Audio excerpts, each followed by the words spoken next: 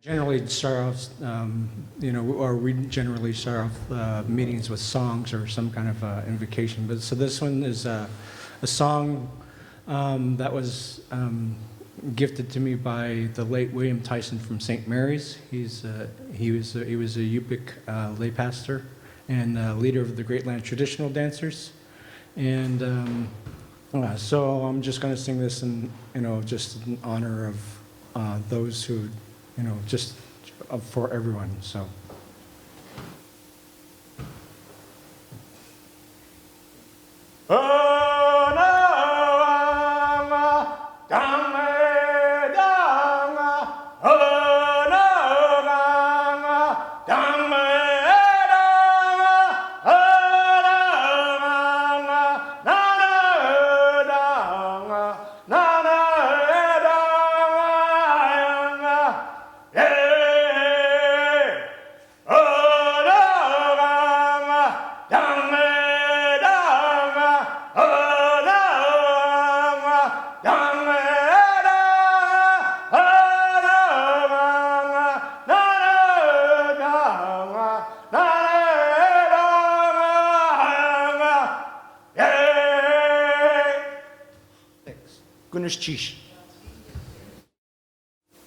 If one traces the origins of Native people formally taking control in education in Alaska, the first document that I would start with, as far as I know, it was the first document laying out an agenda for Indigenous education, Native education in Alaska, and particularly in this case in Southwest Alaska, the Yupik area, was this report, which was prepared by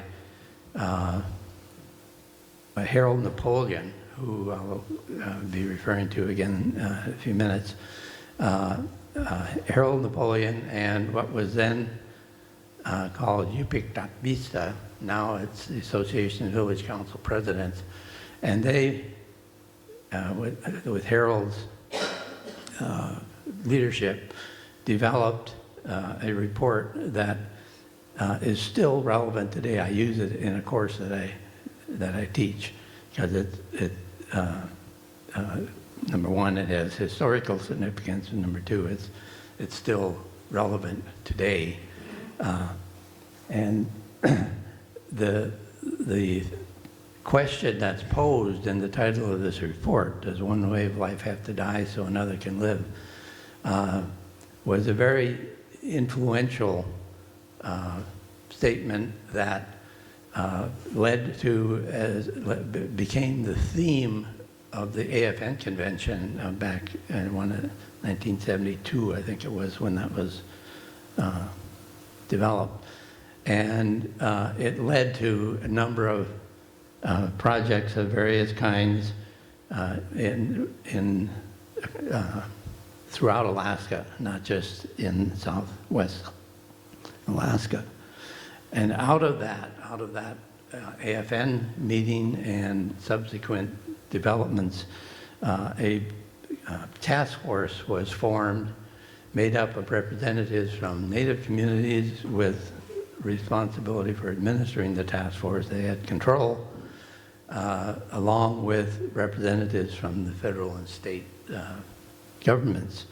And over a period of 2 years, meetings were convened around the state, and out of it came this report, which I would consider to be the second following on Harold's report. And this report included, it addressed all elements of life in Native Alaska, not just education, but it included 17 recommendations specific to education. And those recommendations became the basis for the proposal that the dreamer and the schemer put together jointly with AFN support to acquire funding from the National Science Foundation to pursue those 17 recommendations. And if you looked at those and put them side by side with the proposal that went to NSF, you'd see that there's a lot of overlap there. Excuse me. Coupled with that, and as part of, in his Dreamer role, as part of the inspiration for the work that went on, particularly the culturally based, place-based orientation of the meetings and such as the one that was on the screen a few minutes ago, those initiatives all included strong Native participation and control that was inherent in the process. And elders in particular, and you saw quite a few of them on that slide, elders became active participants in shaping educational policies and practices throughout the state, many of which are reflected in these documents. So with all of that bubbling throughout the state, we took ideas that Oscar had developed in his doctoral research dissertation that he completed at the University of British Columbia, and we used that document, his dissertation, pretty much carte blanche as it is, to begin implementing the insights that he provided, particularly in terms of articulating what an Indigenous or a Yupik or a Tlingit or a Inupiaq future might look like in the area of education. How can we bring the community, the place that students and parents and so on reside in, to the forefront as a basis for how we teach math and science and other subjects. You'll see a bias toward science in the examples that I give here, which is mainly because we were being funded by the National Science Foundation. But the work, and there'd be examples to illustrate this, the work covered all aspects of education, not just one subject.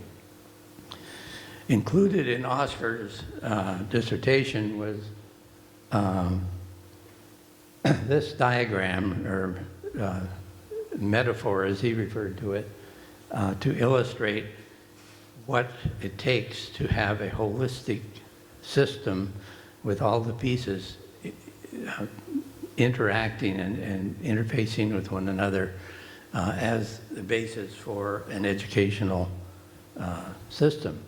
And Oscar would teach a whole semester course or more just going through what's on that little chart. And you'll see it, and there's a copy of the dissertation over here, and you'll see it in some of the other documents as well. Without Oscar's insight and his dreaming, much of what we did would not have happened, because he gave it legitimacy in the communities, amongst the elders, amongst Native educators, to give them the strength to be able to break free from the constraints of the educational system and explore new options. In addition to Harold Napoleon's report and his work that led to this document, which has had a huge impact internationally, we get more orders for this this book, a little booklet. And there's a copy up here on the stage. We get more orders for this than anything else. It's so poignant and focused on issues that are really difficult to even discuss, let alone put out, as Harold did, an agenda for how we might address these issues. Many other elders,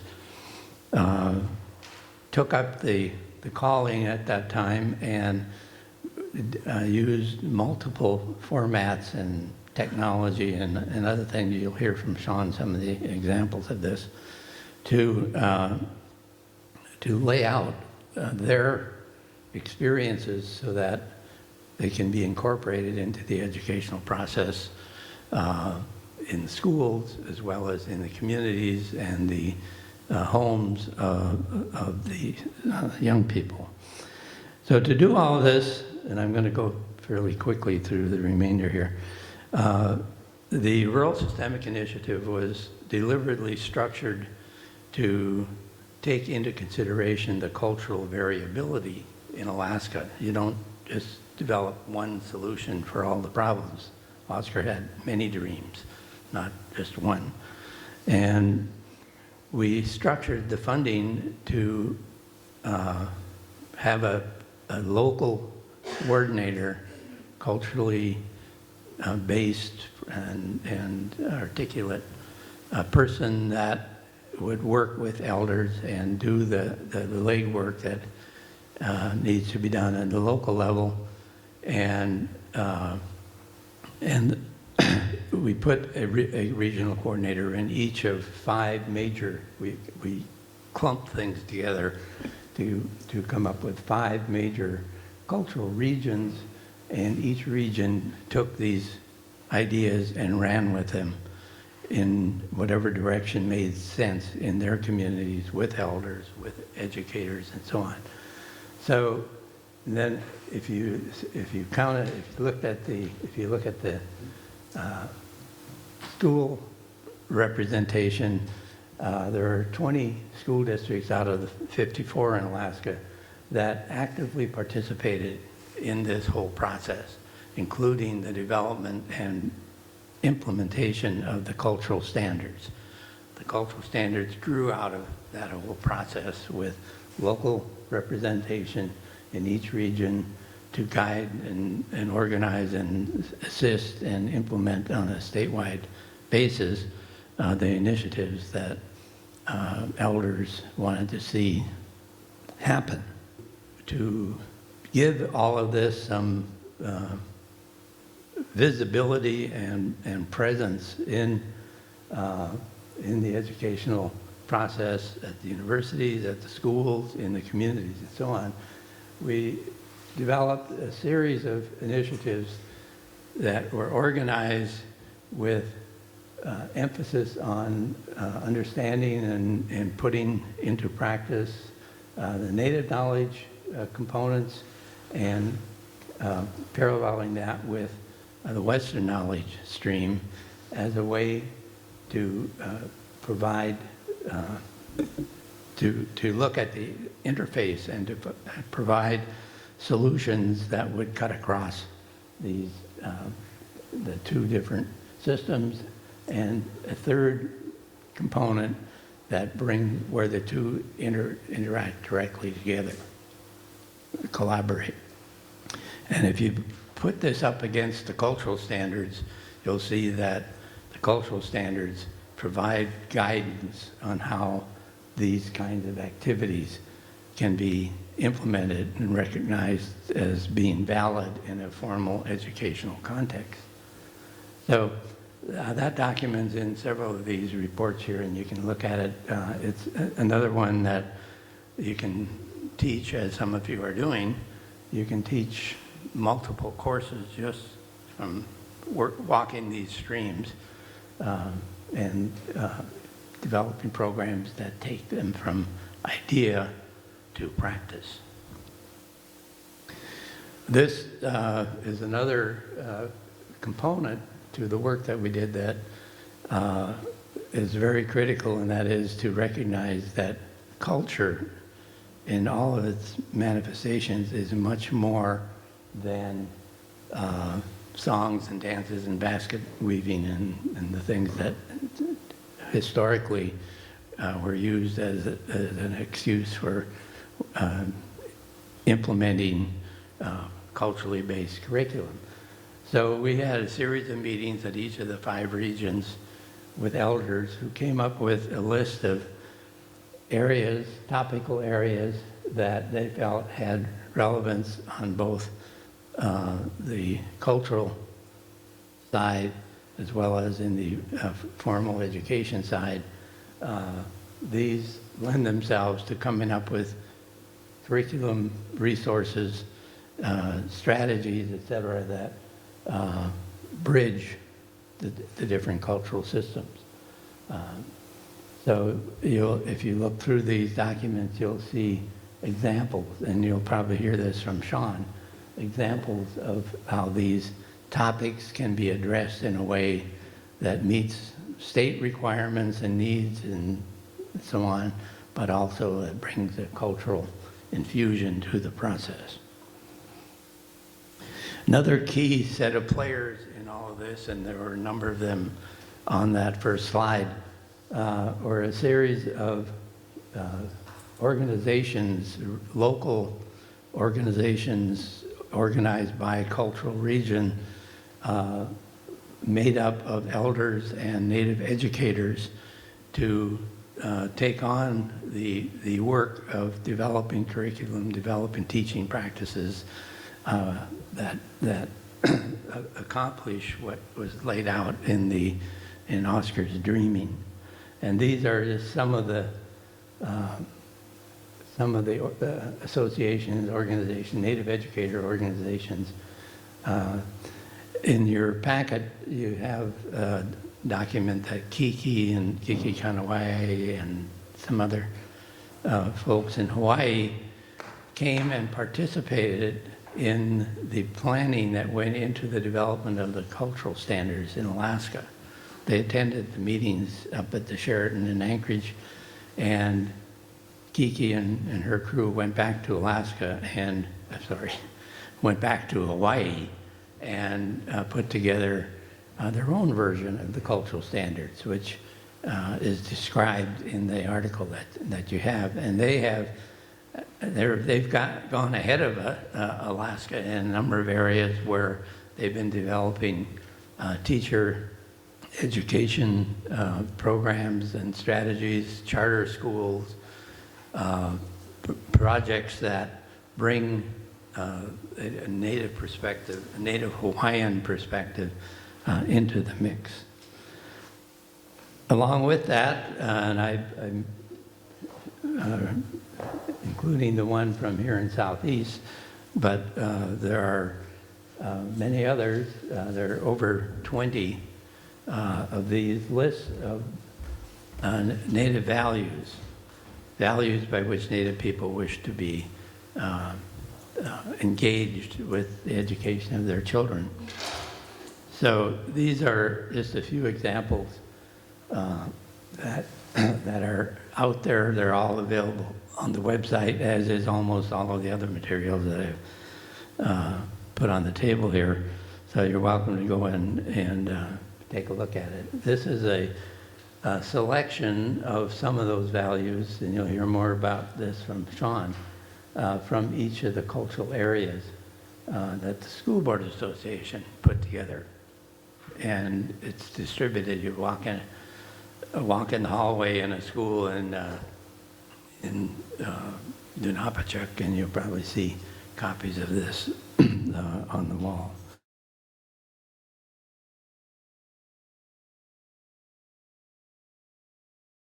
In 1996, when we just were getting started with this, there was a national movement underway to develop standards-based curriculum and teaching practices in all schools. Standards-based, not cultural standards, but standards in general. And we were able to get our hands on some of the drafts of these different standard documents that were being implemented in mostly on a subject area basis. So there'd be standards for social studies, standards for math, standards for science, and so on. And then those were to be the basis for determining what students needed to know and be able to do. You probably remember that phrase. What students needed to know and be able to do when they graduate. Well, we took those draft documents that were floating around at that time and took them to regional meetings with the elders and Native educators. And they would look at these documents and they would say, interesting, yeah, interesting. But they don't go far enough. They don't address many of the issues that come into play in cultural contexts like we are dealing with here in Alaska. So that there was a supportive kind of environment, but not without some significant changes. And we've adopted the format, the standards model, as a basis for trying to bring some order to the lessons we were learning from elders, from Native educators, with the work under the Rural Systemic Initiative. And we worked at that for 2 years. Native educators, elders, and lots of other educators around the state participated. And over time, as it evolved, we ended up identifying 5 areas that could use some guidance by way of cultural standards, standards that are recognized and built and were built on cultural considerations, standards for students, for educators, curriculum, schools, and communities. And if you look at the cultural standards booklet, you'll see that there's a section for each of those 5 areas. This is the booklet, and there are some copies here. I think there are other copies floating around here in Juneau. So we developed the standards that are in that booklet using the same kind of format, but with intensive effort at bringing cultural and place-based strategies into the picture, implementing them in substance, not just in word, but in deed. And this is an example for one of the first ones in the booklet that we'll talk about more later on this morning. And then I'm going to wind it up here with just following up on the development of these cultural standards. There were areas that would pop up that needed more detailed attention, one of which being the preparation of teachers, with the teacher turnover rate being what it is and relatively few Native teachers. There needed to be strategies that brought more Native teachers into the educational system. And these guidelines are based on the state, what were then the state teacher standards, and adding the cultural dimension. The educational system, in their role as a teacher, they understand some of the challenges that need to be addressed in terms of the cultural component. So in addition to new teachers needing preparation, current teachers, existing teachers, there needs to be an emphasis that ensures that the certification process for teachers takes into consideration place and culturally based strategies. Working with elders is not something that teachers coming in from Texas are prepared to do, and not that they don't want to, but it's not something that always comes naturally. So we worked for a couple of years with a group of elders in each of the cultural regions and put together guidelines for respecting cultural knowledge. And if any of these are that I would recommend that you take a look at, this is one of them. Another area, of course, is language, and we were fortunate to have at that time people like Richard Dauenhauer and others like he and Nora in the other cultural regions, where we had a meeting over the course of a year, a series of meetings where we mapped out what can be done, what needs to be done to strengthen the role of Indigenous languages in the educational system. And likewise, with child rearing, culturally based or relevant child rearing and parenting practices. Turns out that they have not gone away. Traditional ways of raising children are still very much alive, but there needs to be a much more support and commitment in that regard. And then finally, school boards. This was Frank Hill's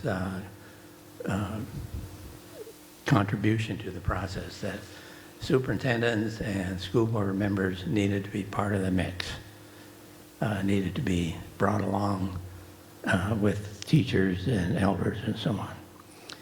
And then finally, a couple of closing comments here. This came out of one of the meetings that we had. In fact, it may have started with the meeting that was on the screen at the beginning. And it was put together by, as you see, Walter Sobolev. After one of our meetings, he went home at that time to Tennessee Springs, and a month later, this showed up in the mail. And he, through means only he knows, came up with this very impressive list of what young Tlingit people need to know and be able to do if they're going to survive in today's world and retain their Tlingit identity. Call it the circle of life. But you'll see there's computers in there. It's not restricted. It's an effort to spell out and develop a philosophy of balance.